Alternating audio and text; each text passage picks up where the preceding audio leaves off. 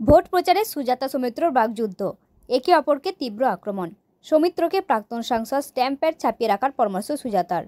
Sujata সৌমিত্রের vote প্রচারে গরম বিষ্ণুপুর লোকসভা। সুজাতা মণ্ডল বিষ্ণুপুর পৌরসভার 6 নম্বর ওয়ার্ডে এলাকার মা বোনেদের সাথে কাঠের আগুনে মাটির উনুনে ভাত রান্না করতে করতে এবং বিষ্ণুপুর চক বাজারে একটি পথসভার মধ্য দিয়ে ভোট প্রচার করেন। অন্যদিকে বিষ্ণুপুর লোকসভা কেন্দ্রের বিজেপি প্রার্থী সৌমিত্র খা কতুলপুরে কখনো তাসের আড্ডায় বসে কখনো দলীয় কর্মীদের সঙ্গে ফুচকা খেয়ে ভোট প্রচার করেন এবং একে অপরের দিকে তীব্র আক্রমণ করতে থাকেন। বিষ্ণুপুর লোকসভার ওনার বাড়ি নয়, ওনার ভোটার কার্ডও এখানে নয়, এবং উনি তো অনেক দূরের সেই শালতোড়া মেজিয়া সেখানকার ওনার বাড়ি, সেজন্য কোনো অনুভূতিও নেই, ফিলিংসও নেই। বিষ্ণুপুর লোকসভার মানুষ 10 বছর তাকে বিশ্বাস করে ভোট দিলেন, তিনি করলেন শুধু বঞ্চনা, অবহেলা, অসম্মান আর অপমান। তাই বহিরাগত হাঁটাও, বিষ্ণুপুর বাঁচাও। নির্বাচন এখনো অনেক দেরি, তার আগেই আপনি বললেন, পরামর্শ দিলেন প্রাক্তন সাংসদের প্যাড ছাপিয়ে রাখবে, এটা ঠিক কেন? দিনের দিন জিনিসের দাম বেড়ে যাচ্ছে। আমি একজন শুভাকাঙ্ক্ষী হিসেবে বললাম যে আবার তখন খরচাটা বেশি হবে, কারণ যে পরিমাণ উনি চারিদিকে খরচা করে বেড়াচ্ছেন যে তার তাগিদে, তাতে তখন হয়তো একটু অর্থনৈতিক সমস্যা আসতে পারে, মানসিক হতাশা আসতে পারে। তাই আগে থেকে ছাপিয়ে রাখলে একটু সুবিধা হবে, এটা একটা শুভাকাঙ্ক্ষী হিসাবে মানে বার্তা দেওয়া আর কি। কোটি কোটি টাকা বিদেশে স্থানান্তরিত করেছে, কি বলবেন? উনি খুন ফুটা দিয়ে বলতে পারেন 5 বছর আগে খেতে পেতেন না, এত অগাধ 2 নম্বরই সম্পত্তি করলেন। আমি এটা সব জায়গায় জানতে চাই। বিষ্ণুপুর লোকসভার ভোটার হিসেবে, জনগণ হিসেবে জানার আমার অধিকার আছে যে আমার জনপ্রতিনিধি এখনও পর্যন্ত যদিও বিদায়ী, আর কিছুদিন পর পরাজিত হবেন, কিন্তু আমি জানতে চাই যে তার এত বেনামে সম্পত্তি হলো কোথার থেকে। তার তো মায়ের তো পড়াশোনা জানেন না, কোনো রোজগার নেই, তার বাবার কোনো অর্থনৈতিক রোজগার নেই, তার এত সোর্স অফ ইনকামটা আমি জানতে চাইছি যে বিষ্ণুপুরেরই এত জায়গায় অকাধে বাড়ি, গাড়ি, সম্পত্তি কি করে হচ্ছে।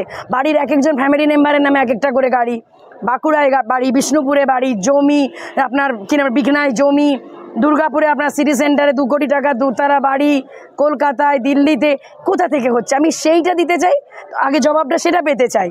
আর তৃণমূলকে নিয়ে হিংসা করে কিছু লাভ নেই, কারণ ওনার নামের পাশে ওই যে সাংসদটুকু বসেছিল না, ওরা তৃণমূলের মমতা বন্দ্যোপাধ্যায়ের দয়ার দান। উনি দয়ার দানের বাইরে জেতার ক্ষমতা নেই। একবার মমতা বন্দ্যোপাধ্যায়ের দয়ার দানে জিতেছিলেন, আর একবার আমাদের মতন কিছু কর্মীদের দয়ার দানে জিতেছিলেন, আর এবারে দেখে নেবেন কোনোটাই নেই, তো তাই প্রাক্তন সাংসদরা হবেন। তিনি আরো বলছেন যে ভোট এসেছে বলে সুজাতা মণ্ডল এখানে চক বাজছে, চুল কাটছে, কোথাও মানুষের কাছে গেছে, শুধুমাত্র নাটক করছে ভোটের। ও আমি না ওনার প্রতি ভীষণ সমব্যথী, জানেন কেন বলুন তো? যে উনি কি পরিমাণ আমাকে তার মানে ফলো করছেন, কি পরিমাণ নকল করছেন জানেন। কতুলপুরে আমি সেদিন একটি বাচ্চাকে দেখে আমার ছোটোবেলার স্মৃতি মনে পড়লো বলে, কারণ আমার বাবাও 2 বোনকে এরকম সেলুনে নিয়ে যে চুল কাটাতেন, তো সেটা ইচ্ছে করলো আমি একটু চুল কাটলাম। ও বাবা, দেখছি উনি নকল নবিশ করে চলে গেছেন সেলুনে, এতদিন তো কোনোদিনও যেতেন না। আবার দেখছি আমি সে বিভিন্ন জায়গায় খেলা খেলছি, বিভিন্ন রকম, ধরুন বাচ্চাদের সঙ্গে হয়তো ক্রিকেট খেলছি কি ফুটবল খেলছি, উনি আমাকে দেখে নকল করে নেমে যাচ্ছেন। আমি আমার বিগত জেলা পরিষদ ভোটের সময় সাইকেল চালিয়ে প্রচার করেছি, দেখছি উনি নকল করে সেটা নিয়েও করছেন। তো এত নকল করতে করতে সত্যি বিশ্বাস করুন ওনার হতাশা এবং ওনার মানসিক যে বিকৃত, উনি যে মানসিক হতাশাগ্রস্ত, বিকারগ্রস্ত হয়ে গেছেন, এবং উনি যে সুজাতা নামক আতঙ্কে ভুগছেন, এটা ওনার কথাবার্তা, বিহেভিয়ারই পরিষ্কার হয়ে গেছে, স্পষ্ট হয়ে গেছে। আজকে প্রচারে যে তাস খেলবে, এটা কিভাবে দেখছেন? ভাবুন, দেখুন তাস খেলাটা আমি অনেকে বাচ্চারা খেলে সেটা আলাদা কথা নয়, কিন্তু আপনারাও ভালোভাবেই জানেন যারা গণতন্ত্রের চতুর্থ স্তম্ভ, তাসটা কিন্তু এক প্রকার জুয়া বলা হয়। একজন জনপ্রতিনিধি, তিনি আবার একজন লোকসভার বিদায়ী সাংসদ, তিনি ওপেন রাস্তায় বসে জুয়ার মতন তাস খেলছেন। তার মানে বুঝতে পারছেন তো যে ওনার কীরকম রুচি, অভিরুচি, কীরকম ওনার মানুষের প্রতি ওনার পরাকাষ্ঠা, সেটা আপনারা সবটাই বুঝতে পারছেন। তাই আমি একটাই কথাই বলবো, দেখুন ওনাকে নিয়ে আমাকে বেশি প্রশ্ন করবেন না। আমি বারবার একটা কথাই বলছি, ওনাকে নিয়ে ফুটেজ দিতে আমি বিন্দুমাত্র চাই না। শুধু আগামী 25শে মে এবং আগামী 4ঠা জুন বিষ্ণুপুর লোকসভার মানুষকে একটাই কথা বলছি যে বিষ্ণুপুরের বিজেপি প্রার্থীকে এখান থেকে বিদায় দিন, চিরতরের রাজনীতি থেকে বিদায় দিন, এবং ওনাকে প্রাক্তন সাংসদ বানিয়ে দিন, আর তৃণমূল কংগ্রেসকে সিটটি উপহার দিন। আজ দেখলাম মানুষদের সাথে তাসও খেললেন, এটা ঠিক কেন? আরে কতুলপুর বললো না, কতুলপুর আমার কাছে একটা ঘর, এই বিষ্ণুপুর লোকসভার প্রতিটি পাড়া আমার ঘর। তারা বললেন যে একটু বসো, আমি বসলাম। তাস খেলতে খেলতে কি ভোট প্রচার করলেন?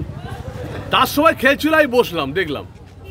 সুজাতা মণ্ডল বলছে বিজেপিকে ফুঁক দিয়ে উড়িয়ে দেবো, কোনো একটি উনুনের হেসেল সালে গিয়ে, হ্যাঁ উনুনে ফুঁক দিতে গিয়ে বলছে বিজেপিকে ফুঁক দিয়ে উড়িয়ে দেবো, কি বলবেন?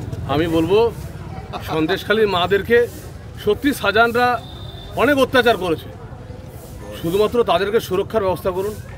আর আপনাদের সত্যি ফুয়ের এত জোর যে কোটি কোটি টাকা বিদেশে পাচার হয়ে যাচ্ছে। মমতা বন্দ্যোপাধ্যায়ের বক্তব্যের এতটা জোর যে সত্যি ফু দিয়ে কয়েকশো কোটি টাকা, কয়েক হাজার কোটি টাকা ভাইপো বিদেশে পাচার করে দিয়েছে। সত্যি আপনাদের ফুয়ের জোর আছে, আমাদের এতটা জোর নেই। হোটেলই দেখতে পাওয়া যাচ্ছে, কেউ বা চপ ভাজছে, কেউ চুল কাটছে, কেউ বা ফুঁক দিচ্ছে। এটা ঠিক কেন? ভোটের সময় তার যেমন আমি একটা বলতে পারি, কে কোথায় কি করলো, কে চুল কাটবে, কে ঘরে একদিনও চপ তৈরি করেনি সে বাইরে কোথায় চপ করবে, কে কোথায় ফুঁক দেবে। আমার কাজ হলো যে নর্মাল থাকার চেষ্টা করুন, মানুষ যদি চায় আপনাকে ভোট দেবে, অভিনয় তো দেখানোর দরকার নেই।